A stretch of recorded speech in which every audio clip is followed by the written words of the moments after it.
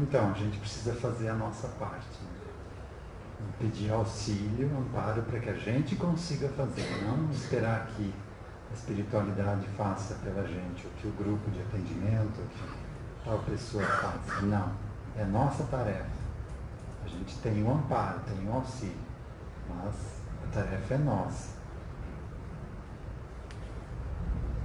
Dando continuidade no livro Notícias de Chico, de Samuel Gomes, ele tem um capítulo dedicado ao autoconhecimento, que é a base do nosso estudo aqui, do que a gente traz de material. A gente precisa se autoconhecer, a gente precisa entender como a gente funciona, precisa entender como funcionam os nossos pensamentos, o nosso mundo inconsciente, o nosso mundo psíquico. Por que a gente está vivendo dessa forma, por que a gente tem reações perante tais situações diferente dos outros. Então, por que eu funciono desse jeito? Isso é o autoconhecimento, que isso já vem de longa data, né? No hinduísmo já falava o conhecimento libera o karma, né? Não é que apaga o karma, você vai precisar resgatar, mas você não precisa mais ficar preso naquela roda para entender. Quando você entendeu, você resolve o problema e não fica naquele círculo vicioso. Então, o conhecimento libera o karma. Lá dos gregos, conhece-te a ti mesmo. De Jesus, conhecerás a verdade vos libertará. Então é esse autoconhecimento. Tudo direciona, aponta para dentro de nós. E a gente sempre fica buscando para fora. Esse nosso mundo mais materialista do que espiritualista faz a gente sempre olhar para fora, né? A gente está buscando tudo fora, estamos procurando vida em Marte, não conseguimos nem encontrar provas físicas ainda da vida espiritual ou de consciências no nosso campo psíquico aqui, no nosso meio ainda, né? Então tem muita coisa para a gente descobrir aqui ainda na Terra, mas a gente fica sempre buscando fora, evitando olhar para dentro. Isso também porque olhar para dentro é difícil, não tem muita coisa boa não. Nós construímos a história da humanidade, então se a gente olhar para trás, a gente vai ver que o somatório aí não vai ser muito bom. Mas a gente chegou num ponto que a gente decidiu deixar para trás essa forma de vida que foi levada até há bem pouco tempo. A gente não quer mais saber de escravidão, a gente não quer mais saber de se dar bem em cima do sofrimento dos outros. Então a gente decidiu parar com isso. Mas tudo que foi feito até então, nesse modelo, está no nosso inconsciente ainda, pedindo uma ressignificação. Esse é o objetivo do plano de regeneração que a gente está entrando agora. Então é um longo tempo para a gente ressignificar tudo isso que ficou gravado no nosso inconsciente. Então no meu inconsciente tem muito sofrimento ainda, muitas situações lá do passado que mesmo que o corpo morreu, aquela consciência ainda está presa e sofrendo aquilo ainda. Então a gente tem um trabalho enorme ainda nesse plano que se inicia para que a gente possa passar para o próximo degrau. Então é como se fosse um período de adaptação, né? A gente chegou no final do plano de expiação, de provas e expiações, decidiu que isso não serve mais, mas para que eu dê o passo para o próximo degrau, a gente precisa se preparar para isso. Eu vejo o plano de regeneração como esse preparo necessário para um próximo passo evolutivo. E Chico fala desse tema aqui. Então, falando dos trabalhos de cura, a gente tem bastante, não só em casas espíritas, todas as espiritualistas trabalham com essa questão holística, né? A questão energética, espiritual, influências internas e externas. Então é admirável o esforço dos trabalhos de cura e tratamento de vários centros espíritas que atuam conjugados ao esclarecimento e ao esforço de educação. Então não é só trabalho de cura e tratamento, precisa estar conjugado ao esclarecimento e esforço de educação. Então o que a gente está fazendo aqui é essa parte aqui de esclarecimento, para que a gente entenda o que está vivendo e tenha força, faça esse esforço para uma reeducação. No entanto, muitos daqueles que buscam esses recursos não valorizam um aspecto essencial para conquistar a reabilitação real e sua renovação, a mudança de postura.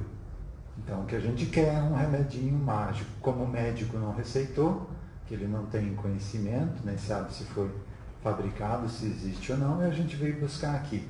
E está buscando aquela pílula mágica que vai tirar com a mão isso que a gente não quer. Mas a gente não quer mudar a nossa forma de viver, de agir, de pensar. Então a gente está buscando isso ainda. Mas isso só virá com essa mudança de atitude. Algumas vezes as próprias instituições priorizam o tratamento das doenças, colocando as reflexões e as orientações doutrinárias e evangélicas em segundo plano. Então às vezes se dá mais importância porque o povo busca mais a cura. Então às vezes a casa, até por falta dessa visão, acaba priorizando, dando prioridade aos atendimentos de cura, deixando em segundo plano esse esclarecimento. E sem esse esclarecimento, o trabalho de cura tem muita pouca valia. Porque a pessoa não mudou a si mesma. Então, dali um tempo, ela vai estar de novo igual. Com as mesmas dificuldades. E aí vai botar a culpa onde? No centro espírita, ou na casa que fez a cura, que não foi uma cura boa, durou só um tempo. Eu vi um caso de um senhor, isso deve fazer uns 10 anos, ele tinha uma doença muito séria, não sei se era um câncer no fígado, alguma coisa bem séria. E aí ele foi num centro espírita procurar ajuda para aquilo, procurar cura. Aí o mentor dos trabalhos incorporou e falou o seguinte: olha, você vai receber esse tratamento, mas você fuma e bebe. Você precisa parar de fumar e parar de beber. Senão esse tratamento não vai funcionar. Mas se você fizer isso, você pode se considerar curado. E realmente ele mudou, ele parou de fumar e de beber. E foi curado daquilo. E 5 anos depois ele voltou no centro espírita, cobrando uma resposta do pessoal, dizendo: vocês falaram que eu ia ser curado e a doença voltou. Então vocês não falaram a verdade. Aí nesse momento incorporou o mentor de novo e falou o seguinte: pergunta para ele se ele cumpriu a promessa dele, se ele parou de beber e de fumar. Aí a esposa que estava do lado falou: não, faz 6 meses que ele voltou a beber. Pois é, agora a cura não tem mais como tirar. A doença não tem mais como tirar. Então se eu não mudo, não adianta. Não adianta a espiritualidade investir num tratamento para a gente se eu não faço algo para mudar. Porque é perda de tempo. Porque eu continuo fazendo as mesmas coisas e lá na frente aquilo vai acontecer de novo. Então é necessário essa mudança de atitude. Sem ela não tem muito benefício que você vai encontrar nesse caminho aqui. Mas é exatamente o processo de educação moral que deve ser a principal meta, já que proporciona uma rota de esperança e recuperação, fazendo luz ante esses desafios existenciais. Como em outras áreas, os homens procuram uma solução fácil, uma pílula, um remédio, para as enfermidades, abrindo mão do verdadeiro processo de regeneração perante a vida. Então, toda doença é um pedido de atenção do meu corpo, seja o corpo físico, o corpo espiritual, ou o meu corpo psíquico, podemos chamar assim. Então é um pedido de ajuda, é um chamado de atenção, ou um puxão de orelha. Então eu preciso verificar o porquê isso está acontecendo, não simplesmente tirar. Se era para tirar, nem tinham botado, para que ter o trabalho, Então, isso é para que a gente olhe para o que está acontecendo e entenda o que isso quer dizer para a gente.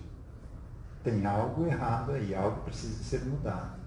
Então, se eu tenho essa consciência, quando algo acontecer comigo, eu vou, além de buscar ajuda da ciência médica ou da ciência materialista, eu vou buscar também a causa espiritual, se ela houver, ou a causa psíquica, ou a causa energética. Porque eu entendo que isso também influencia e entendo que no físico é só um resultado de algo muito mais complexo. Então, se eu não resolver a causa, eu vou mexer aqui no físico, vou resolver o problema. Então, eu tenho um câncer, por exemplo, um câncer de mama, aí vou lá no médico, tira fora o tumor, e aí acho que resolveu. Mas eu não mudei minha atitude, ainda estou com raiva, com mágoa, rancorosa. E aí, dali a alguns anos, o câncer volta em outro ponto fraco, porque não foi resolvida a causa. Então, quando eu resolvo a causa do problema, a intervenção médica tem maior sucesso. Porque aquele morbo energético não vai ser continuado a ser jorrado no corpo físico, né? Então, resolve. Então, a gente precisa olhar além do físico a questão metafísica também.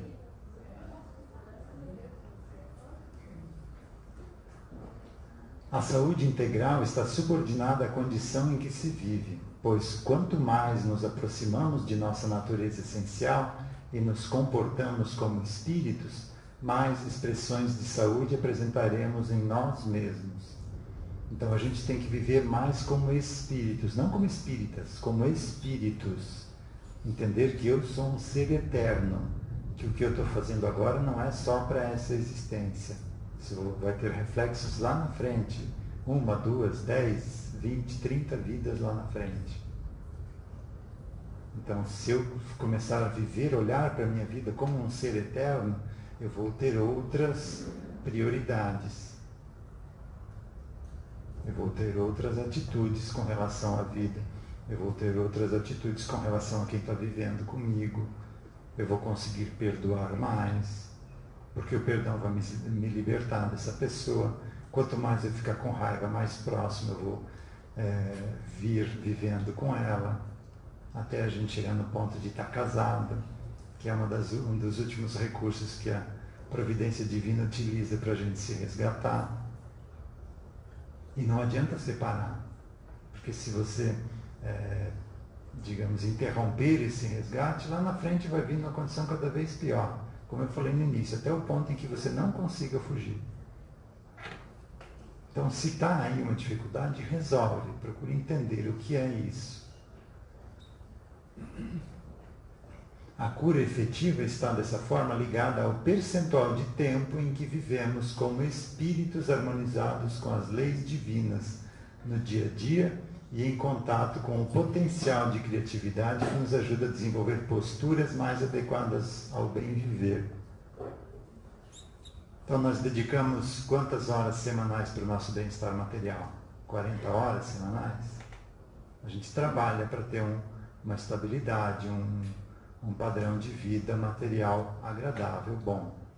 E quantas horas semanais a gente dedica para o nosso bem-estar espiritual, mental, psíquico? 1 hora? 2? Às vezes nem isso, né? E a gente quer viver bem. A gente não investe em algo e quer que tenha retorno daquilo. Não funciona assim. Toda vez que a riqueza da vida mental está vinculada ao encontro com os irmãos de caminhada, sustentada pela proposta de amar ao próximo como a nós mesmos. Então, toda a riqueza da vida mental está vinculada ao encontro com os irmãos de caminhada, sustentada pela proposta de amar ao próximo como a nós mesmos. Ou seja, nós estamos vivendo ao lado dessas pessoas porque a gente precisa estar ao lado dessas pessoas e não é de outras pessoas. São destas mesmas que estão ao nosso lado. Não tem nada de errado. Ninguém errou o endereço, nasceu no lugar errado. E ao lado dessas pessoas, como eu falei antes da história da humanidade, a gente prejudicou elas e agora a gente está do lado para auxiliá-las. E mesmo que a gente faça algo, elas vão ser mal agradecidas, porque a gente só está devolvendo algo que a gente tirou delas lá no passado. Então nem podemos esperar uma gratidão dessas pessoas. Você ajuda porque você ajuda, mesmo que a pessoa seja mal agradecida. Então essa é a proposta, de aprender a conviver com quem está ao nosso lado. Vou botar em prática, amar ao próximo como a nós mesmos. Porque na vida seguinte eu vou estar no lugar do próximo. Se ele está em dificuldade maior do que eu, na vida seguinte eu vou estar vivendo no lugar dele e ele no meu. E como eu não ajudei ele, na outra ele também não vai me ajudar. Isso é um círculo vicioso. E a gente só vai viver no lugar do próximo quando a gente não ajudá-lo, que a gente precisa viver de novo aquilo. A partir do momento que eu começo a cooperar, a ajudar as pessoas, eu não preciso mais vivenciar aquela experiência. Eu me liberto. É o que o oriental fala da roda de Sansara, se libertar dessa roda da vida, roda das encarnações. Mas para amá-lo assim, é necessário compreender nosso campo íntimo. Só depois entender o funcionamento do outro. Então, para amar alguém, eu preciso entender como eu funciono. Se eu entender como eu funciono, eu consigo compreender o outro. Eu consigo compreender que o outro é um ser diferente de mim. Ele pensa diferente, ele tem verdades diferentes. Ele tem crenças diferentes. Então ele é diferente e não está errado isso. É o ponto que ele está. Se eu já passei por isso, eu vou reconhecer que ele está num processo de aprendizado. E que ali na frente ele vai colher algo ruim que vai fazê-lo repensar toda essa forma de viver. E sinto compaixão da pessoa e não sinto mais raiva. Porque eu entendo como ele funciona. Porque eu entendo como eu funciono também. Então essa é a proposta. O Espiritismo tem o conceito, não, a ideia de que fora da caridade não há salvação. Não é fora da igreja, não é fora do Espiritismo, não é fora do espiritualismo, não. É fora da caridade não há salvação. E o que é a caridade? É boa vontade para com todos, indulgência para com as imperfeições alheias e perdão das ofensas. Então eu preciso ter boa vontade para com todo mundo, principalmente para com aquele que pensa diferente de mim.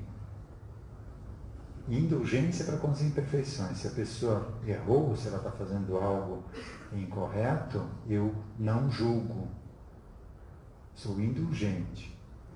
E se além de ela fazer algo errado ela me atingir, eu ainda perdoo. Quando a gente botar isso em prática, a gente está livre de encarnar aqui na Terra. Vai poder ter aprendizados em outros locais mais tranquilos. Então está bem pertinho, né? A partir daí, respeitaremos a condição de cada um em sua forma de viver, de escolher e direcionar-se na busca de sua felicidade. Porque aí você não está mais combatendo o outro. Você não está mais com raiva do outro. Você está respeitando, compreendendo. E aí o outro chega mais rápido na conclusão do seu aprendizado. Porque existe um fator que é muito forte aqui na Terra, que é o orgulho. Então, se alguém aponta para a gente e diz que aquilo está errado, a gente vai fazer de tudo para provar que ele está errado, e não que eu estou errado. Aí a gente chega nas últimas consequências. Quando realmente não tem mais como fugir daquilo, daquela situação, eu vou sempre fazendo diferente para tentar provar para o outro. O orgulho faz a gente sofrer muito. Então, quanto antes a gente se libertar do orgulho, menos sofrimento a gente vai ter nessa caminhada.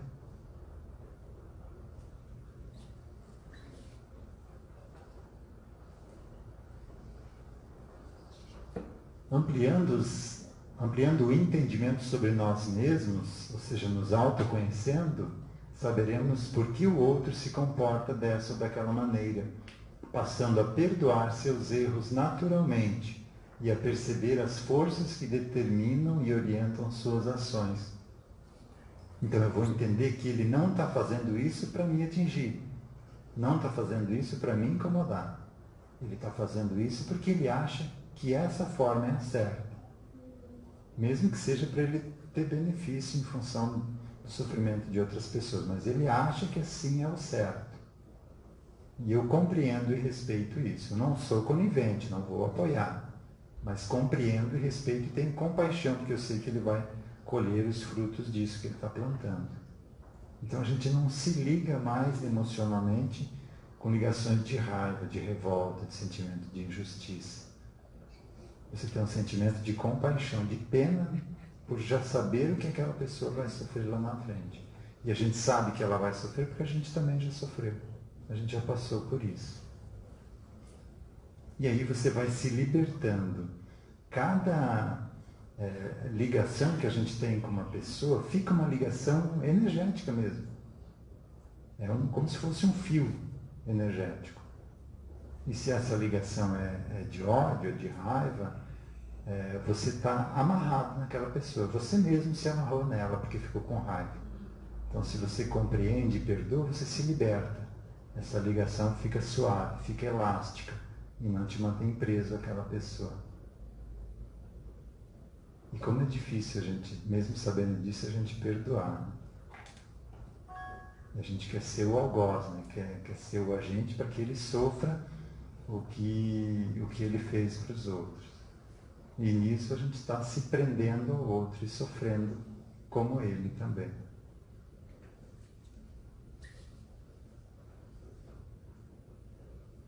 A inconsciência humana ainda é tão grande que deixa para segundo plano que deveria ser o foco das intenções.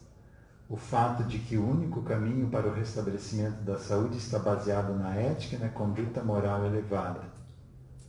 Então a gente está tão inconsciente que a gente dedica 40 horas do nosso tempo para o bem-estar material e 1, 2 horas para o nosso bem-estar espiritual. A gente está aqui e ainda está no início dessa compreensão e dessa vivência.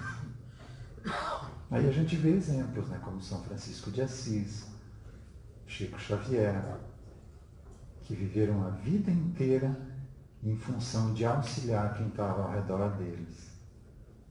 Uma vida de doação.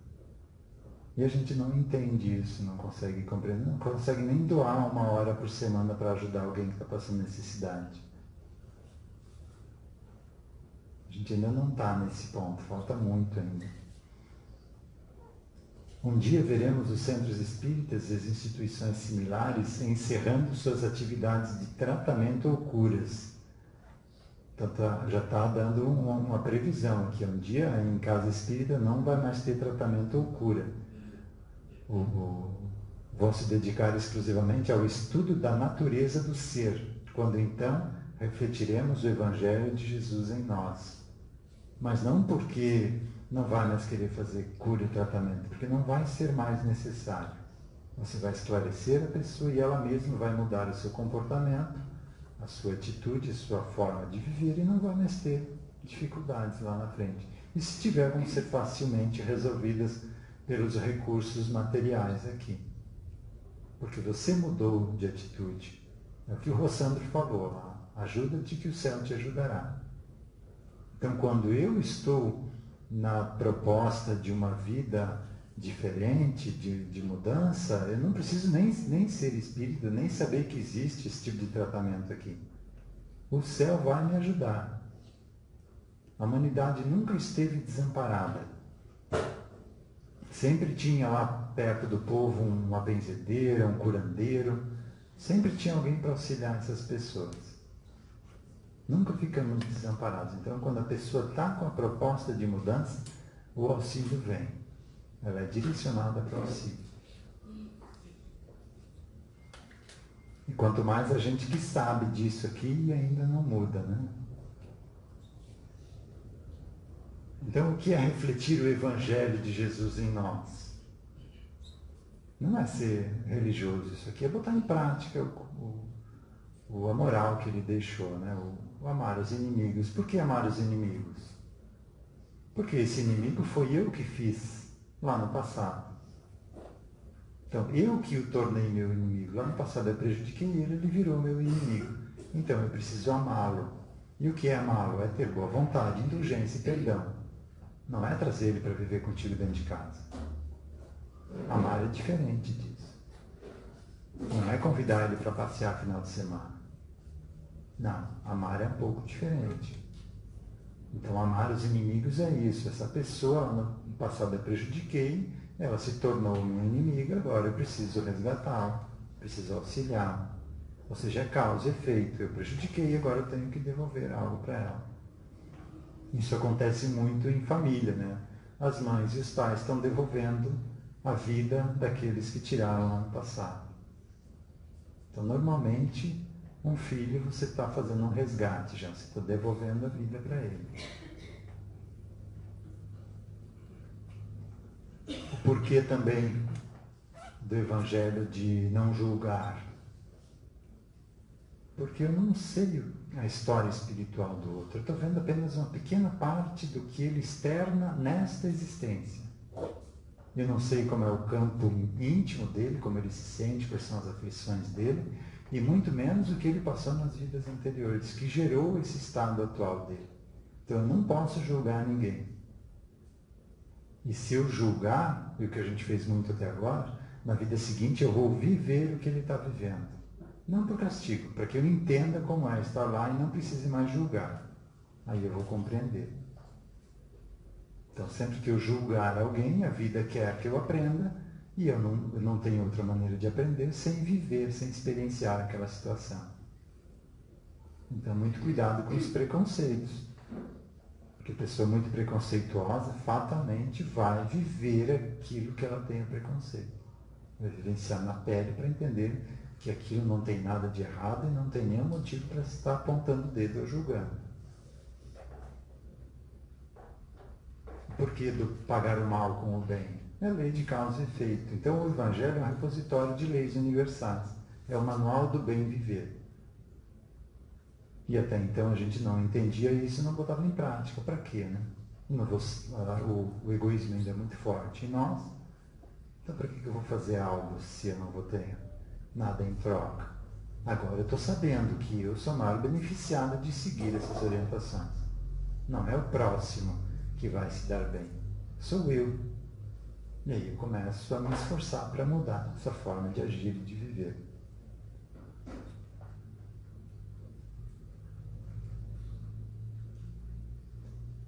Com relação ao autoconhecimento, alguma questão? Podem perguntar, pessoal. Eu trago aqui um material para a gente ter uma linha de assunto, mas, por favor, perguntem. Falando um pouquinho de atendimento. Então, o que a casa oferece são atendimentos de apometria e captação psíquica. O atendimento é um só. O que vai diferenciar se é captação ou apometria é o que aparecer no atendimento. Então, eu vou buscar no atendimento a causa para uma dificuldade minha. Se a causa dessa dificuldade é um inimigo desencarnado, chama-se de apometria. Se a causa dessa dificuldade é uma vida minha passada, ou uma vida passada de quem vive comigo, que está me cobrando essa conta hoje, aí chama-se de captação. Mas captação utiliza as leis da apometria para atender consciências. Não importa se ela está vinculada a uma nova existência ou se ainda não nasceu de novo. É um ser em estado de perturbação, de sofrimento, que precisa de ajuda. Então, o atendimento traz essa consciência que está tentando prejudicar por não entender esse mecanismo evolutivo. Então, no atendimento, você tira a pessoa daquela fixação mental, daquilo que ela está vivendo, e mostra para ela algo mais. Olha, você é um ser eterno, você sofreu aí, teu corpo já morreu, mas você já teve uma vida antes dessa, onde você fez isso também. Então, você não é vítima, e você vai ter mais vidas, então você pode trabalhar para que essas vidas sejam melhores daqui para frente, evitando dar continuidade a esse tipo de atitude. Então você esclarece, é a verdade que liberta. A partir dali, aquela consciência não vai mais tentar te prejudicar, não vai mais causar essas dificuldades. E esses atendimentos são muito interessantes. Tem situações que a resposta é imediata, tem outros que demoram. No caso de autismo, você precisa fazer 20, 30, 40 atendimentos. E não é um por dia, não. Você faz um atendimento, dali 2, 3 meses faz outro. Então, são situações mais complexas que geraram o autista estar vivendo hoje nessa condição. E outras situações são mais tranquilas, aparecem do nada e com um simples atendimento somem.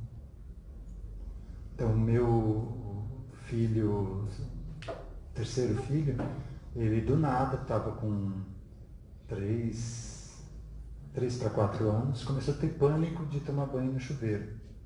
E sempre tomava até então. e de repente começou a ter pânico. Não conseguia dar banho nele ali. E aí eu abri um atendimento, com o atendimento resolveu. Não teve mais dificuldade. E uma causa simples. O quarto filho estava chegando para nascer, e esse quarto filho foi mãe dele numa vida passada, onde essa mãe era uma lavadeira que lavava roupa nas pedras do rio, né? E o filho dela, que é esse terceiro filho, acabou caindo, batendo a cabeça numa pedra e ficou vegetando o resto da vida, sendo levado para lá e para cá num carrinho de mão. Então perdeu uma criança cheia de vida, de repente perdeu toda a mobilidade e não conseguiu mais ter uma vida feliz.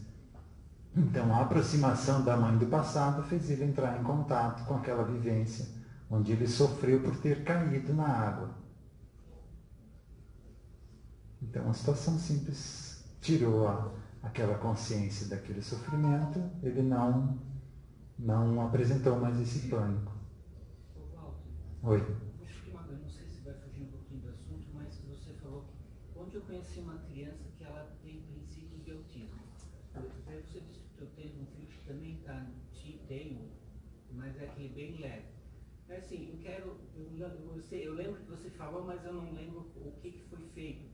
Por exemplo, é uma conhecida minha, daí eu quero ajudar nesse procedimento, fazer a parte espiritual, né, para eles.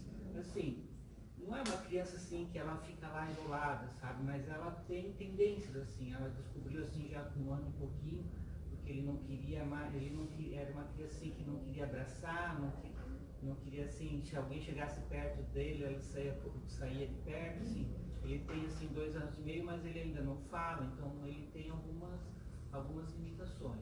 Então assim,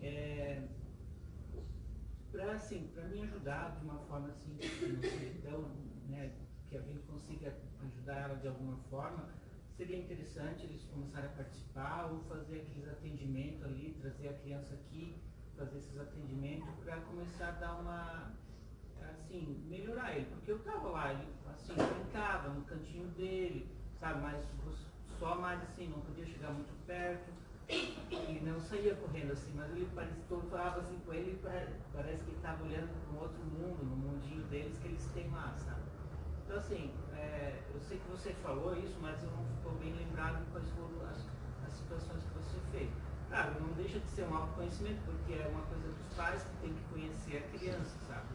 Então, nesses casos, é importante que a família se engaje nesse atendimento, porque não é um nem dois, senão você até poderia fazer ponte, né? Mas como são muitos atendimentos, é importante que a família participe disso. Tá? E é altamente curável. Tá? Se não tem nenhuma lesão cerebral, nenhum problema genético, é altamente curável. Tá? Então, o autismo é uma não aceitação, nesses casos, que não há lesão cerebral nem problema genético. Tá? Quando o corpo, a máquina física está perfeita e há esse desvio de comportamento que entra no espectro autista. Então, nesses casos, o espírito não aceita a condição atual. Então, no caso do meu filho, ele não aceitava estar sendo educado por quem lá no passado era escravo dele. Não escravo agora da nossa época, não. Era escravo num planeta onde ele governava aquilo ali e usava o povo inteiro em benefício próprio, né? Só para ele ter conforto e bem-estar. Então ele considerava aquele povo como ser inferior. Então ele não aceitava essa situação de ele estar nascendo e tendo que ser educado por pessoas que ele considera inferior. Então ele se nega a participar disso. E como a máquina está ali, o corpo físico está ali, pronto. Começa o seu desenvolvimento e o espírito se afasta, não participa, ele não tem a mente, a inteligência para comandar o corpo, para auxiliar no início da fala, dessa interação social. Cria-se como que uma personalidade autômata. Aí você precisa adestrar ela. É o foco dos tratamentos de autismo, você adestrar o autista para que ele consiga conviver no nosso meio social. Então, quando você, num atendimento, convence o espírito Não o espírito, seria essa parte do espírito que não aceita a situação atual, aí ele participa do que está acontecendo. Geralmente fica um atraso, porque como ele ficou alguns anos ou alguns meses sem participar do desenvolvimento desse corpo, ele vai ficar um pouco defasado, mas a partir do momento que ele assume isso, ele vai continuando. Então, se a criança tem 8 anos, vai estar ali com um comportamento de 6, mas quando tiver 10, vai ter comportamento de 8, e pode ir acelerando, lá com 14, 15 anos está normal, está equilibrado isso. Então, é altamente tratável a questão do autista, desde que não tenha nenhum problema na parte física, e é essa a atitude do espírito não participar da encarnação atual. Então, esse atendimento é essencial para que o espírito aceite a encarnação e comece a acelerar o desenvolvimento. Aí, a partir daí, a terapia funciona, a fono funciona, a neuropsicóloga funciona, tudo começa a produzir, porque o espírito está engajado em aceitar a existência atual. Então, diga. No caso, assim, essa entidade, esse espírito que veio, desceu para o seu tratamento, é o suficiente para tratar ele. Não precisa conscientizar o teu filho, que ele tem que tomar conhecimento do que está acontecendo com ele naquele momento? Não. Você nem traz a criança para o atendimento, tá? Vem o pai e a mãe e faz ponte para o filho. Porque o filho nem tem uma estrutura psíquica formada ainda, não tem uma estrutura de ego para estar sendo esclarecida. Não seria só no caso do autismo em qualquer situação, né? Sim, com criança em qualquer situação, não precisa trazer ela junto não. Tá? Faz atendimento com ponte. Então, com o teu filho lá do banho, você não falou nada para ele? Não, ele nem veio no atendimento, simplesmente abriu o atendimento, fiz, a partir dali mudou, porque não era dele aquilo, era uma coisa que não era dele. E quando aquilo sumiu, ele não deu mais importância. E mesmo em situações que há comprometimento do corpo físico, com lesão cerebral, ou com problema genético, uma síndrome de Down, por exemplo, é importante fazer o atendimento, porque você resolve a causa e na próxima existência não vai mais precisar passar por essa situação. Diga, Darlene. A Vera Benson. Vera Benson? Agora ela não usa mais óculos.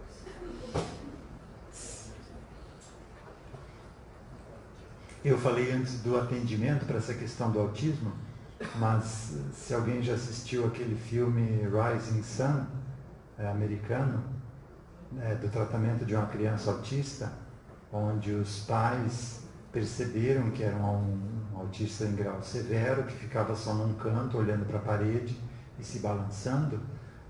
Esses pais, com tanta amorosidade, se colocaram ao lado da criança, imitando ela naqueles gestos, para dizer, você está no teu mundo, mas eu estou aqui do teu lado, estou aqui para te auxiliar. Ficaram alguns anos nessa, a mãe deixou de trabalhar e ficou exclusivamente em função do filho para auxiliá-lo. Aí o espírito, tocado pelo amor dos pais, viu que valia a pena ele participar dessa existência. Então não precisa ser só com atendimento. O amor também é uma energia poderosíssima que auxilia em qualquer tipo de dificuldade, né? Só que a gente ainda não está muito habituado ao contato do amor, né? A gente nem sabe direito o que é amor, né? Mas é uma das energias mais poderosas do universo, né?